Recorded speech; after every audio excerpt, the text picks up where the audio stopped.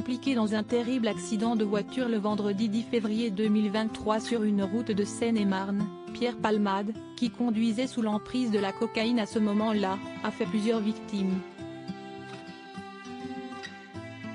Pour mémoire, l'humoriste était au volant de sa Peugeot 3008 sur la route départementale 372, reliant Melun à Damary-les-Lys, lorsqu'il a violemment percuté de face une voiture qui circulait dans la direction opposée.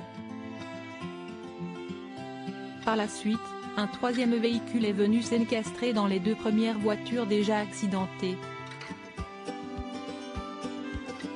Peu après, Pierre Palmade, ainsi que 3 autres personnes, ont été transportées en urgence à l'hôpital. Les 3 autres personnes en question étaient présentes dans la voiture heurtée de plein fouet par le comédien. Il y avait le conducteur, un père de famille, ainsi que 2 passagers, une femme âgée de 27 ans, qui était enceinte de 6 mois, mais aussi un enfant âgé de 6 ans, qui était le fils du conducteur. Si le pronostic vital de Pierre Palmade était initialement engagé suite à cet accident, ses proches ont rapidement révélé que ses jours n'étaient plus en danger. En revanche, la femme enceinte a malheureusement perdu le bébé qu'elle portait. De son côté, le conducteur a dû subir de nombreuses opérations chirurgicales à cause de ses diverses blessures.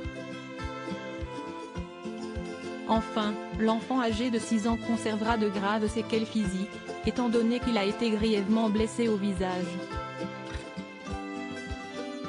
Accident de Pierre Palmade, plus aucune victime n'est hospitalisée à ce jour. Engagé pour être le représentant légal des victimes de Pierre Palmade dans cette affaire, Mourad Batik, qui travaille également sur la disparition de Delphine Jubilard et le meurtre de la jeune Sienne dans le Gard, a révélé une bonne nouvelle à l'ARC vendredi 10 mars 2023. Un mois jour pour jour après ce fameux accident, les 3 victimes enfin sont toutes sorties de l'hôpital. Pour rappel, Siesti, la femme ayant perdu son bébé qui était sortie la première il y a déjà plusieurs semaines. Quelques jours plus tard, ce fut au tour de l'enfant âgé de 6 ans.